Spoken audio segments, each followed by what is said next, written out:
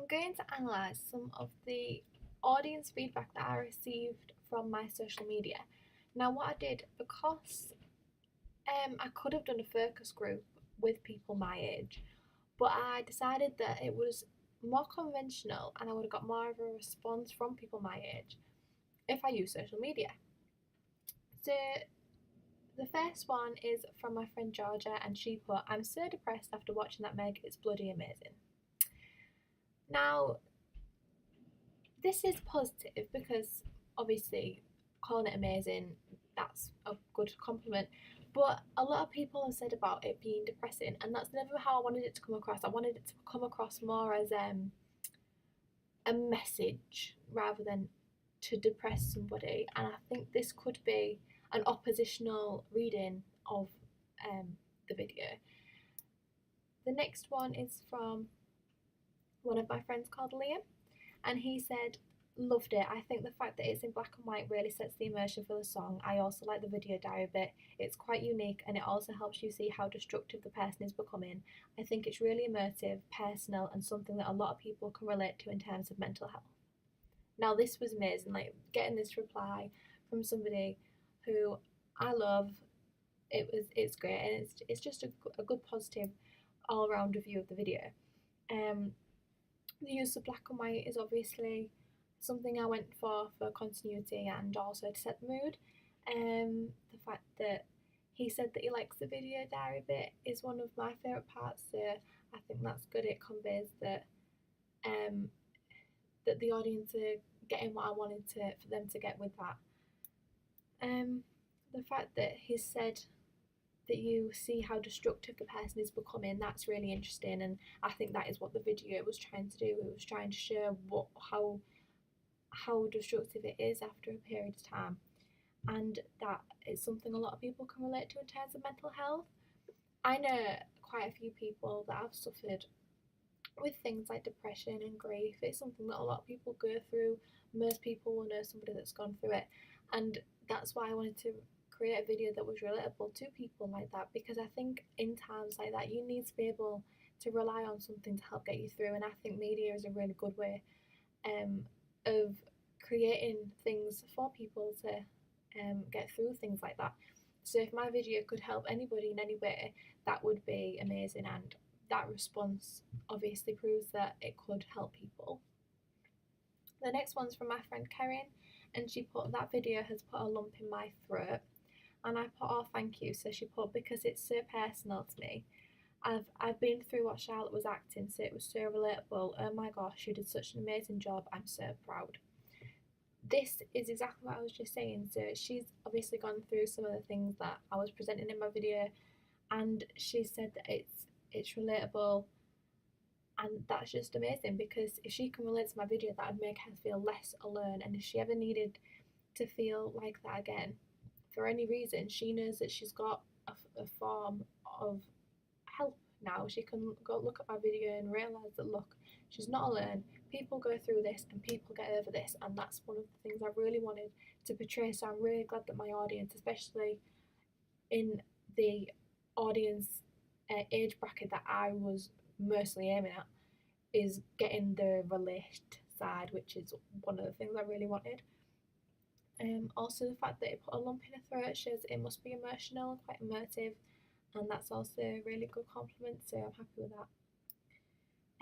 My friend Lindsay put, "Meg, that video is amazing. It speaks a lot of words and it looks really professional."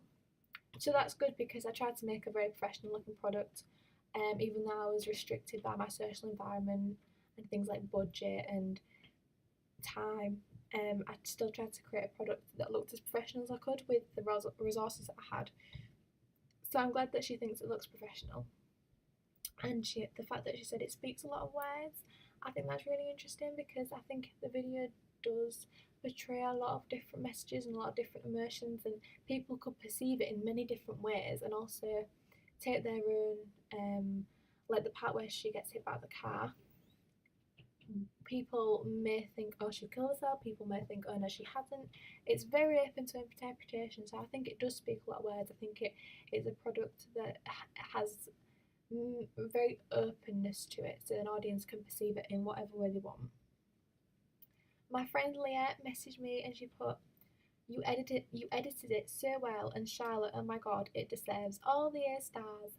So I put thank you. And she put, it needs to be recognised or something because you can tell you put so much work into it. It deserves more than some invigilator looking at it. So I thought that was really nice because it shows that I've created a product that it, although it was just for my coursework, people are viewing my product and seeing it as something that is more than that. They're seeing it as something that could help people, that could relate to people, something that people should watch. And I think that is the most positive feedback that I could get, as it just makes me feel really good about it. And that was the main aim, was just to create a product that people could relate to. And also the fact that she said I edited it really well is nice, because obviously the editing was probably the hardest part for me, because I've never edited anything before, and I'm glad that that's getting recognised because I put a lot of time into that. This is really interesting. I shared the video on Facebook and it received quite a lot of likes and a few shares and comments. And one of the comments that I've received is almost like a mini review, and it says some really interesting things that I'm going to talk about. So, this is what it said. All these will be on the blog post as well, but this is what it said. That's quite good. The editing is mostly smooth. A few felt janky and awkward, but nothing major. Exposure / lighting and contrast is pretty much even across the board. Bits in the woods possibly a little darker. Charlotte's acting isn't terrible either. Plenty of facial emotion. Only thing that sticks out to me is the narrative seems a bit mixed in the end. Does she commit suicide? Is she still taking pills / drinking? Is she breaking up with us as a viewer? What's the grave? There doesn't really feel to be a discernible outcome or reason to what is happening. Narratives have a start, middle, and end, usually a balance, disturbance, and resolution. I kind of feel the whole video sits in the disturbance section with no resolution. This is really interesting because it shows that he, as a viewer, perhaps wanted more of an outcome to the video. And I suppose in a way that's never was my intention. Although I'm not saying I'm not taking his advice on board, because I am. And maybe I should have made the narrative more beginning, middle, end. But what I really wanted to do more than anything was create something realistic. And I don't think mental illness has a beginning, middle, and end. I think it's very much open to interpretation, and I think it's very much does what it wants. And one minute you can want to go and stand in front of a car, and the next minute you can be like, I'm fine now. So that is what I was trying to get across in my video. And I think the lack and unconventionalness of the not having a proper structure for a narrative, it reinforces her mindset and how she has no structure to what's going on. And I think this may to some people be confusing, but I think to other people they'll understand why I've edited it like that and why I filmed it like that. So I guess it is very much open to audience interpretation. But I think in the future, if I was ever going to do something like this again, I might either try and make the fact that I'm not following a structure more apparent, so people know that there's a reason behind it, or I would follow a structure so people don't say things like that. But I mean, there was some positives. They liked the acting, the immersion, the exposure and lighting. They said was good, and the editing was pretty smooth. So overall, they've said some pretty good stuff. And also, they did study media, so they understand a lot more than a lot of people who view it do, which is why they've said a lot of other stuff. And I think that that's quite a good, interesting response to get, and I'm quite happy to have that response, as it has helped me to develop in terms of the skills that I've learnt during this coursework. Charlotte, who was actually in my video, commented, I've actually just watched it and cried at myself. I loved it so much. It's so beautiful. Thank you for letting me be a part of it. This is probably my favourite response, not because it's technically the most, it says a lot more about the video, but because Charlotte was in the video, I felt like I had a lot to live up to in terms of making sure she was satisfied with the end product. And the fact that she feels like that, and she also shared on Facebook, it shows she's not embarrassed by the product. She wants out there. She's happy for it to be out there, and obviously portrays what she wanted it to, and it's come out how she wanted it to, and how she wanted to look. And I think that's important, because if she's happy, that means that my audience would also be happy, because obviously her opinion would have been the most not biased, but if anything had been wrong with it, she would have spotted it because she went through it with me. And the fact that she's happy proves that it's probably a good product. And also the fact that she said she cried at herself is really cute, and I really like that. And I also cried at her too. My friend Antaj, um, I posted a photo. I don't know if you can see it. I posted a photo onto Instagram of the link to my video, and my friend Antaj commented on the Instagram photo, "I love it, Meg. The table throw was by far my favourite bit." And I think this is good, because I think for a lot of teenagers, anger is an emotion that we feel a lot because of stereotypes like we are rebellious and we always hate stuff and we always complain. So I think the table throw is not just a good way to present how she feels, it's a good way to present how this generation feels. And obviously, she's representing a teenage girl. So, like, teenage girls do get very frustrated, and every now and again, we do want to just throw a table over.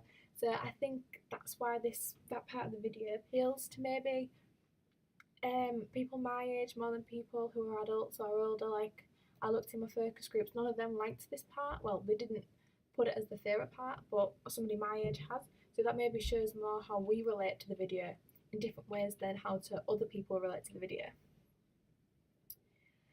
My mum commented on my Facebook post, "Wow, Meg, you did a superb job on your video. I saw at first hand how hard you worked on it, and it's really paid off. You picked a great song with emotional lyrics, and the video complemented it, but without being cheesy and having to hold the viewer by the hand. Charlotte was fabulous. She brought a tear to my eye every time. She was so powerful. If all Time Low saw the video, they would give you 5 stars. Well done, honey. So proud."